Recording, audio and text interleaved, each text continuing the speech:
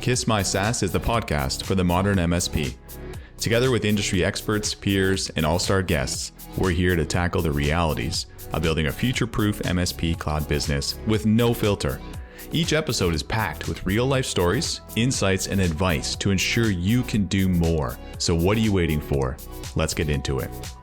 Hi, my name is Craig Weir. I'm the Executive Director of Ingram Micro's Global Cloud Portfolio. I manage our strategic vendors, solutions, and the global voice of our MSPs. I'm based in Toronto, Canada. I've been with Ingram Micro for about 16 years and in the IT channel for 20.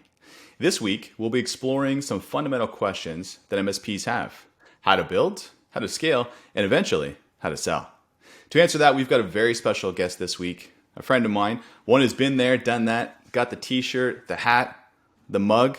He's done it all, and maybe even the complimentary pocket watch. He's currently our own Director of Cloud and US Sales, a friend of mine. In a different life, though, he built and sold his own MSP practice called Eternity. But you know what? Let me stop there. Greg, why don't you jump in, summarize your history in the MSP space, your journey to this point, and maybe a little fun fact about yourself you can share with the audience. Sure. Thanks very much, Craig. Excited to speak with you today. I've been with Ingram Micro for about 6.5 years now. I am one of the cloud directors in the U.S. business. Previous to that, I ran the Canadian cloud organization for Ingram Micro. I did that for 5 years, so that was an exciting journey and a great experience building up that organization. I've worked in my career for large tech companies like TELUS, like EMC, like Ricoh. But really, I think the experience that you're dying to hear about today is my experience as founder and owner and president of Eternity, an MSP business in the Toronto, Ontario, Canada market. Managed that business for a 10-year period before I successfully exited, sold to a large U.S. Cloud provider, and moved on with the rest of my career. So hopefully I can share some wisdom and some experience to the listeners here today and help them with their journey. Yeah, as far as a fun fact goes, I'm a musician. Probably the thing that makes the most people surprised is lead singer in a rock band. I perform live in bars all over the place. Recently relocated to Miami, Florida, so hoping to resurrect my music career down here. But don't worry, the tech thing is still my primary focus. Fantastic, Greg. Let's begin with some questions I like to ask each of my guests to get to know you a little bit better. So the first one, what was the first technology you ever sold or became comfortable with? Well, when I graduated from university, my first tech job was working for Ricoh. It was actually Lanier at the time, got acquired by Ricoh, but it was in the office automation space. So selling photocopiers and fax machines and printers, and that was my entry into the tech world. Had a good run with that company, a good career there, and really set the foundation for my future tech career. Fantastic. Some similarities. I started at Xerox, so I feel your pain in the early years. Hey, looking back, maybe in those years or years previous, what kind of advice would you give a younger self? Well, I think I was fortunate to land in the tech industry. It's certainly been rewarding for me. So making a good career decision in the industry that you choose to participate in, I think is wise. And stick. Starting out, it's important to get on with a great company that can teach you the basics, teach you the fundamentals that you'll use for the rest of your career. I was fortunate to land with a company that really gave me all the training. Gave me an opportunity to really get experience and lots of great leadership there to set me up for my future. So choosing a good company that's going to give you a great foundation, I think, is essential. Fantastic. And then the final one, looking forward in your space here, what's the one technology or maybe the one investment area MSPs should be looking at as they move forward if they already haven't? Well, certainly, we're biased in the division that we work for, the cloud division, right? So anything as a service, I think, is absolutely fundamental these days. So, just as a word of advice, any IT channel partners out there who haven't really established and prioritized building in a recurring revenue as a service business, that's absolutely critical, and I would explore every opportunity to maximize that. Fantastic. Love the quick hits. Now let's jump into get under the hood of building, scaling, and even selling an MSP.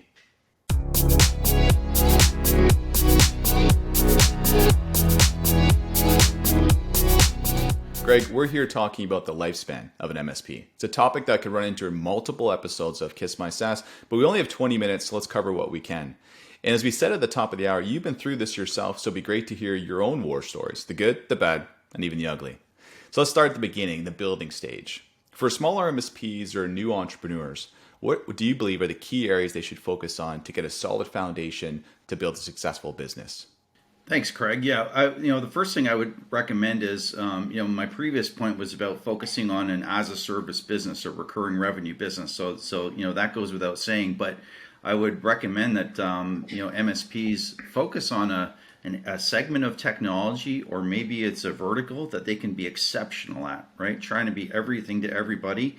It's a risky venture because you don't get very good at any one particular thing. So I would certainly recommend that the MSPs focus on a segment of technology, cybersecurity, for example, and or a vertical where they can be very, very good and put the energy into building up a reputation and be best in class in that particular focus area. I think that's a great recipe for success. No, that's fantastic. And let's think about the actual running of the business. When you look back in your early years of eternity, what would you have done differently to help you build and scale better? Like, what's the advice you would give to some younger, newer entrepreneurs? Well, when I founded the company in 2004, I had just left TELUS, which is one of the largest telcos in Canada, and it should have been obvious to me when I started the company. The telcos for decades have been built on a recurring revenue model. But when I started the company, I did not focus on a recurring revenue model. We were set up as a professional services and hardware and software provider, and very project based. So we prioritized professional services, but so had the profitability aspect kind of looked after. But what I should have done in the beginning is put a larger focus on recurring revenue. Again, this is back in 2004 when cloud wasn't what it is today. Even the MSP space was very immature. But again, kind of shame on me for leaving the telco world and not kind of bringing that business model with me. It wasn't until a few years later where we latched onto that recurring revenue model, which completely changed the trajectory of our business. I can imagine. I think in those early years, there was probably a lot of stress as you kind of work through this. So when you look earlier, what kept you up at night? And from a personal standpoint, I know you have a couple children or now adults, but what were the obstacles that you were hit, and how did you overcome that adversity? Yeah, well, certainly starting a business, with young children was challenging at the time, but my wife was very supportive. She ended up working for the company and doing an amazing job, handling the administration and finances for our business. But when we started the business, again, it was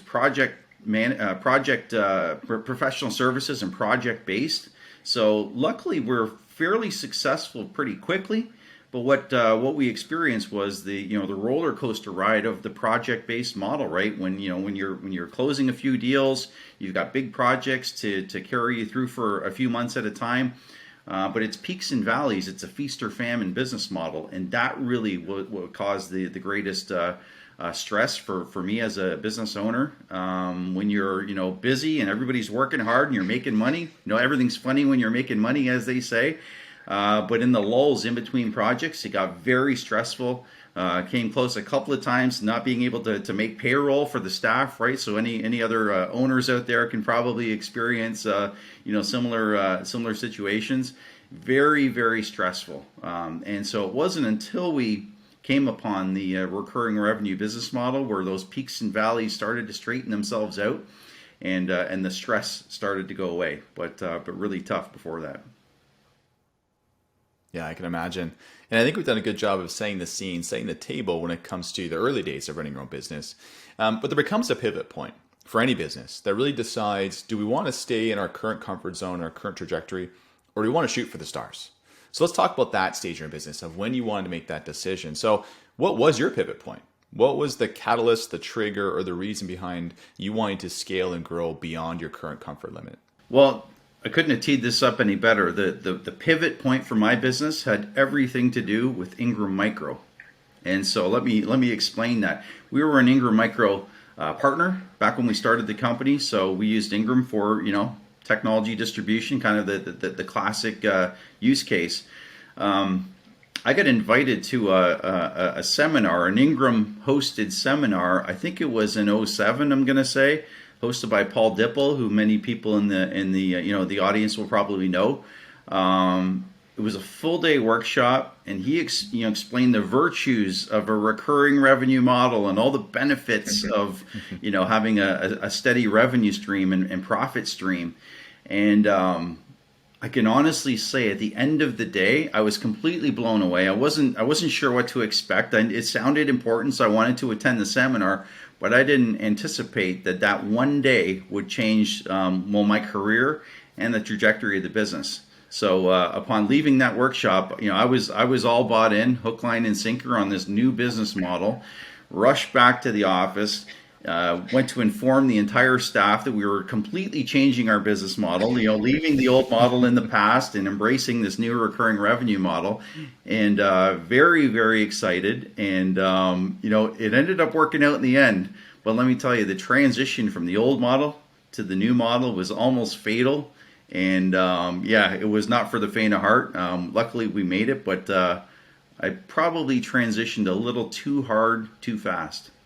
Yeah, and that was not a preempted, planned, shameless plug there. But let's talk about that. So if you make that shift, you run back to the office, you're excited, you talk about this shift, this transformation. So how did you scale, both in growth, but also not forgetting the bottom line? Yeah, so what we did was, my company was, we were specialists in business continuity and disaster recovery. Before we continue, what's business continuity?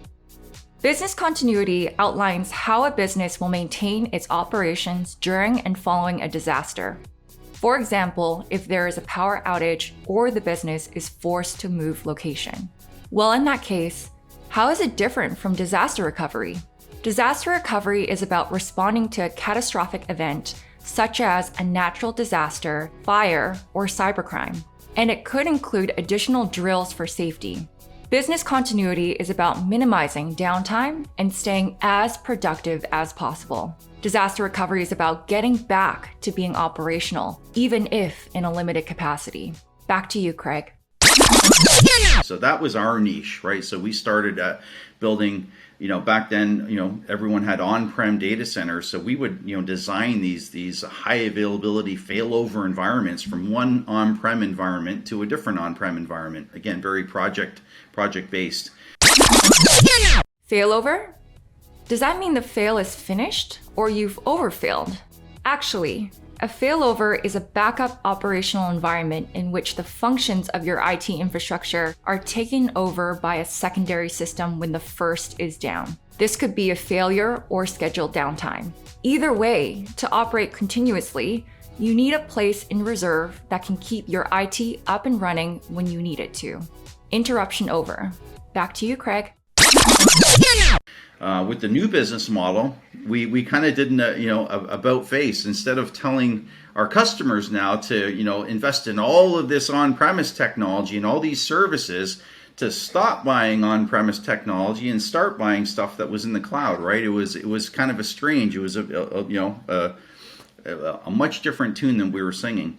So we had to do it carefully, and we came up with a portfolio of services, all cloud-based and all recurring revenue-based. Some of it was around security, some of it was around cloud backup and recovery, some of it was around remote monitoring and remediation, some of it had a business continuity consulting aspect to it. But we came up with a portfolio of recurring revenue services that we would, eventually introduce to our customer base. And we slowly but surely started to build up that foundation. I said earlier that we shifted a little too hard, too fast, because what we did was we shut the tap off on those cash injections, those big, multi-$100,000 proposals that we were closing. And so it was a little tough, but eventually we convinced a lot of our current customers to come along for the ride, but we had to go out and find brand new customers that were really open to this outsourcing model, and that wasn't easy. Yeah, and you're already a step ahead of me, because my thought was, okay, obviously you're going to hit some walls, and you alluded to shifting too quickly. So cash flow was a big one. So when you approach the cash flow issue, the change management, these things take months, typically years, to kind of transform. So how did you remain flexible and agile throughout this entire process? Yeah, we had to certainly revisit our staffing structure. make sure we had the right people in the right place, to drive this new business model. I mentioned we had to change the types of customers that we were calling upon, because again, back then, outsourcing was still kind of this, a new idea, and certainly the customers that we were focused on, a lot of SMB. We had some kind of mid-level to enterprise customers as well, but it was all about this concept of outsourcing, your IT management, your business continuity, your disaster recovery to a third-party provider for a monthly fee. Unique concept. So I already alluded to, not a lot of customers were open to that just yet. I'm sure they are now, because it's a decade later sort of thing. But we had to pick and choose the right customers who are open to relinquishing control, and it took some time, but we made it through. No, that's great. And you talk a lot about customers. You talk about really connecting with people. And in some cases, trying to find new customers, but also going through that change management of your current customers. So let's take a minute to talk about your people. What was, and today, is your philosophy or your approach to hiring the right people? Like, what are the traits or the skills that you see in those successful people that either work with you or work for you? The people I try and hire, it's important to me that they're highly motivated, right? I'm looking for people who have the right experience for sure, but people who have done that, been successful, and really on their own terms. Because kind of my management style is hiring the right people, giving them the right framework and structure, but letting them really run their aspect of the business. And so it's important to me to bring somebody on board who has probably done it already, not just talks about doing it or has plans to do it, but can actually prove that they've done something very, very similar in the past. That gives me a lot of confidence that coming on board for me, they'll be able to replicate the success that they had in the past. It's worked out very well for me. I'm very proud of a lot of the people that I've hired over the years. Many of them have gone on to have great and amazing careers for themselves, and that's a pretty rewarding thing for me.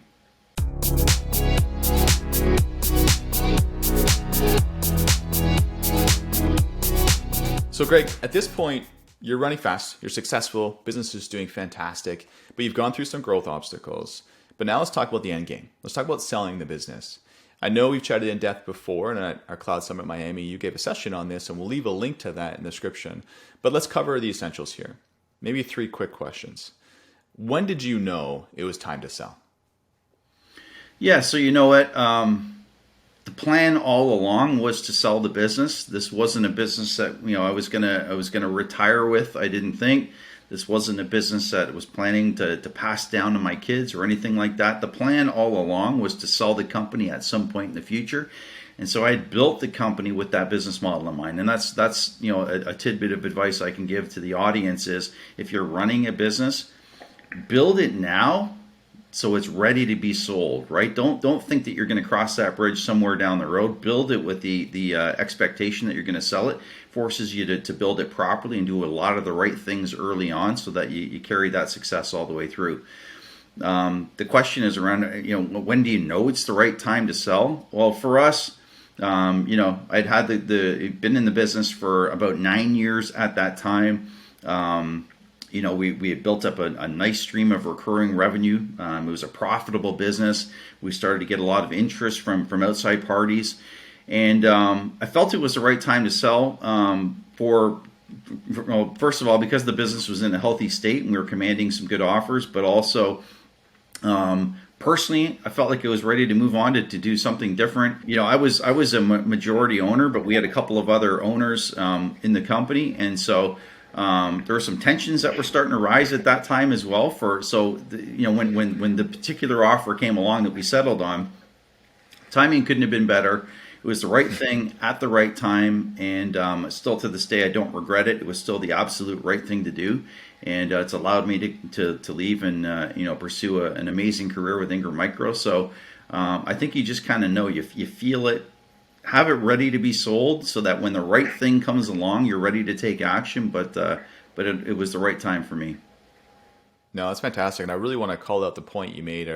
You originally created this company with the intention of selling. And I think we've all dealt with a ton of MSPs who maybe don't approach it that way and approach it being this is a lifestyle or maybe a long-term endeavor, who maybe want to pass down to the children, and they get to a point where they realize maybe that's changed. So that's a really good point I want to make sure I underline.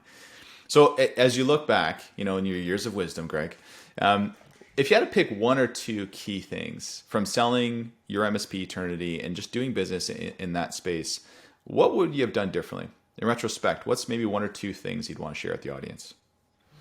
Well, again, starting the company, we did not start in a recurring revenue model. That's something I would have prioritized instead. These days, again, many years later, that recurring revenue business, that MSP model is prevalent throughout our industry. So it's maybe a little bit more obvious to people to focus on that. But then again, maybe it's not, right? We can't stress enough how stable and growth oriented that recurring revenue model is. So I definitely would prioritize that. And just make sure that you've got, when you're starting a business or when you're early on in your business, have your financial model all figured out, have your forecasting, have some really great plans in place. I mean, everyone talks about having a business plan, but ensuring that your financial model is sound is incredibly important, because it's not going to work out. A plan is just that. It's an estimate of what might happen in the future, but you're going to hit some rough spots along the way, and you've got to make sure that you can withstand any financial turmoil along the way. Make sure you're prepared, and so that's what will make things a little bit easier for you.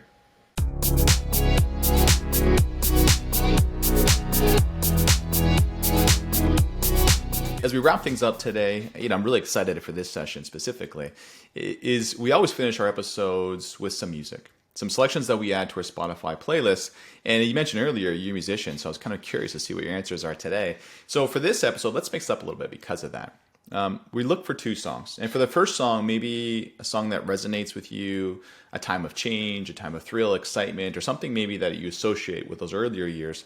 And maybe for the second song, the kind of the guilty pleasure, the one you love singing in the shower or the car, but maybe you wouldn't blast out and have everyone know that you're listening to it.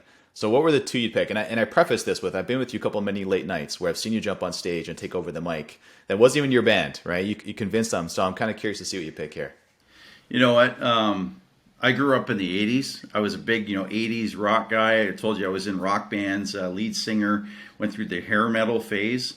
And so I was a big Bon Jovi fan back in the day. So the first song I'm going to say is Living on a Prayer, right? Just a nod to all the Bon Jovi fans out there.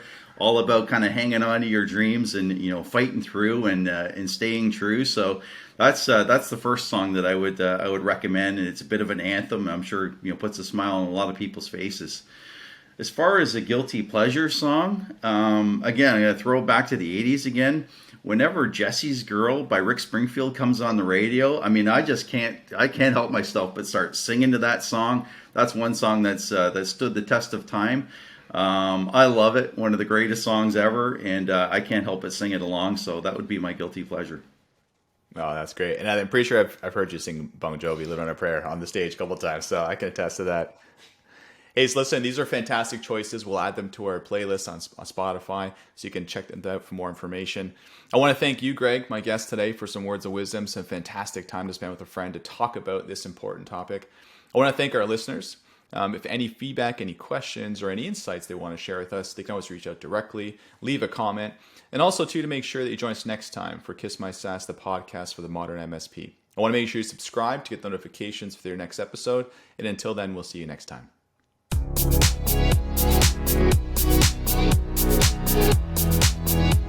Thanks for listening to this episode of Kiss My SaaS, the podcast for the modern MSP. From the smartest solvers to the most inspiring innovators, we're here to help MSPs rise with more innovation, more opportunity, and more success. So stay awesome, and we'll catch you next time. The information, opinions, and recommendations presented in this podcast are for general information only, representing the views of the host and our guests, not the broader view of Ingram Micro Cloud. Information from this podcast should not be referenced in any way to imply such approval or endorsement. Thank you.